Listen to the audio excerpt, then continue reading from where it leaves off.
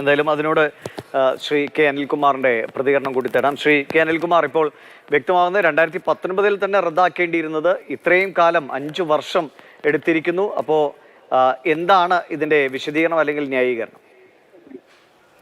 ആദ്യമായിട്ട് ഈ ആരോപണം ഉന്നയിക്കുന്ന മഹാരഥന്മാർ ഞാൻ ചോദ്യം ചോദിക്കുക. ബഹുമാനപ്പെട്ട ആന്റണിയുടെ കാലത്താണല്ലോ ഈ PMRL-ന് ഖനനാനുമതി സ്വകാര്യ മേഖല കൊടുത്തത്. അത് കേരള സർക്കാർ സമരം മൂലം റദ്ദാക്കിയതിനെ തുടർന്ന് 3 കോടതി വിധികൾ വന്നു. അവസാനത്തെ കോടതി വിധി 8/4/2016 ആ വിധിയിൽ പറയുന്ന ഏറ്റവും പ്രധാനപ്പെട്ട കാര്യം എന്ന് പറയുന്നത് PMRL-ന് ഖനനം അനുവദിക്കണം എന്നാണ്. അത് നടപ്പാക്കാൻ കേരള സർക്കാർ തുനിഞ്ഞിട്ടുണ്ടോ? നിങ്ങളിവിടെ ശരിയായി പറഞ്ഞ പോലെ 2019 കേന്ദ്രത്തിന്റെ ചട്ടങ്ങൾ അന്തിമമായി വന്നത്. അപ്പൊ 8/4/2016 മുതൽ 2019 വരെ സുപ്രീം കോടതി അനുവദിച്ചിട്ടും കേരളത്തിൽ, പിണറായി വിജയന്റെ കേരളത്തിൽ ഈ ഖനനം നടക്കാതിരുന്നത് നിങ്ങളുടെ ആരുടെ കഴിവ് കൊണ്ടാണ്? മാത്യു കുഴൽനാടന്റെ കഴിവ് കൊണ്ടാണോ? ആന്റണിയുടെ കഴിവ് കൊണ്ടാണോ? നമ്മളൊരു കാര്യത്തെ അവതരിപ്പിക്കുമ്പോൾ തലതിരിഞ്ഞ് അവതരിപ്പിക്കുന്ന ഒരാളുകളുണ്ട്. ഞങ്ങൾ കൃത്യമായിട്ട് പറയുന്നു, ഒരു കാലത്തും ഈ കരിമണൽ ഖനനത്തിന് അനുകൂലമായി സ്വകാര്യ മേഖലയിലെ ഖനനത്തിന് നിലപാടെടുക്കാത്തവരാണ് ഇടതുപക്ഷം, എതിർത്തവരുമാണ്. ഇന്നേ വരെ പിണറായി വിജയൻ അധികാരത്തിൽ വന്ന് 7.5 കൊല്ലത്തിൽ ഒരു തരി മണ്ണ് കർത്താവെന്നല്ല ഒരു സ്വകാര്യ മുതലാളി ഇവിടുന്ന് ഖനനം ചെയ്തിട്ടില്ല. അത് യാഥാർത്ഥ്യത്തോടെ ആദ്യം ഉൾക്കൊള്ളണം. എന്നിട്ട് വേണം ഈ ചർച്ചകളെല്ലാം നടത്താൻ. ഫയലിലെ സാങ്കേതികത്വം വെച്ചിട്ട് അങ്ങോട്ടും കൊണ്ടും കുറെ തർക്ക വിദഗ്ധന്മാർ വന്ന ആളുകളെ തെറ്റിദ്ധരിപ്പിക്കുകയല്ലേ? അല്ല, അങ്ങനെയെങ്കിൽ പിന്നെ ഖനനാനുമതി വേഗത്തിൽ തന്നെ റദ്ദാക്കാമായിരുന്നല്ലോ, പിന്നെ എന്തിനാണ് അത് വൈകിയത്?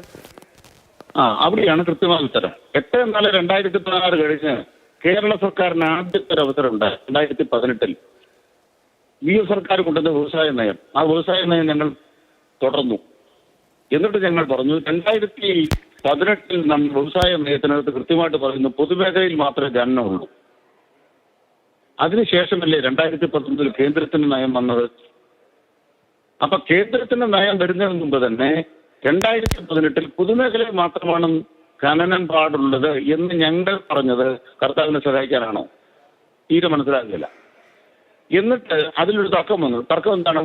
ഒരു സുപ്രീം കോടതി വിധി തലയുടെ മേലെ നിൽക്കുകയാണ് 2018. 2019 ചട്ടം വന്നിട്ടില്ല. അപ്പൊ എന്ത് വേണം? ആ സുപ്രീം കോടതി വിധി അവിടെ കിടപ്പുണ്ടെന്ന് 2018 എഴുതി വെക്കാതിരിക്കാൻ പറ്റുമോ? കാരണം ആന്റണി കോടതിയിൽ നിന്ന് ഭൂതത്തെ തുറന്നു വിട്ടിരിക്കുകയാണ്, അത് നമ്മുടെ തലയുടെ മേലെ നിൽക്കുകയാണ്. അപ്പൊ 2018 ചട്ടത്തിനകത്ത് അല്ലെങ്കിൽ വ്യവസായ നയത്തിനകത്ത് എഴുതി വെച്ചു ഞങ്ങൾ പൊതുമേഖലയിലെ ഖനനം നടത്താൻ സമ്മതിക്കുള്ളൂ. ഇങ്ങനെ സുപ്രീം കോടതി വിധി ഇവിടെ ഉണ്ട് താൻ.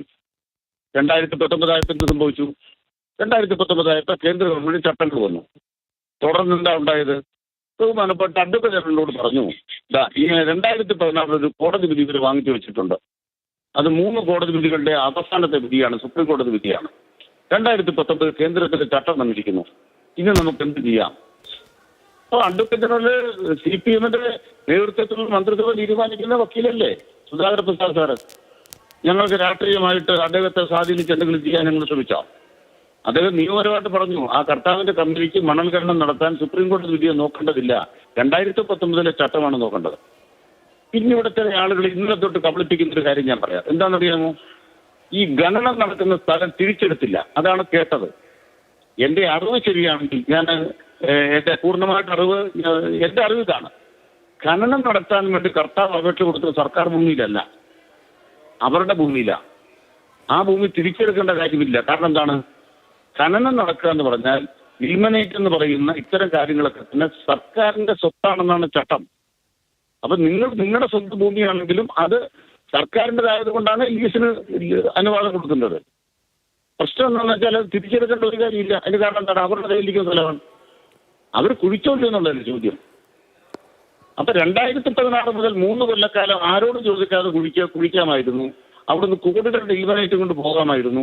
അത് കൊണ്ടുപോകാൻ സമ്മതിക്കാതിരുന്ന കേരളത്തിലെ മുഖ്യമന്ത്രി പിണറായി വിജയനാണെന്ന് പറഞ്ഞ് അഭിനന്ദിക്കേണ്ടതിന് പകരം ഇപ്പൊ ഇവിടെ പറഞ്ഞ മഹാന്മാരുൾപ്പെടെയുള്ള കുറെ ആളുകൾ ചില രേഖകൾ വെച്ചിട്ട് കളവായിട്ടുള്ള വാദങ്ങൾ ഉയർത്തുകയാണ്.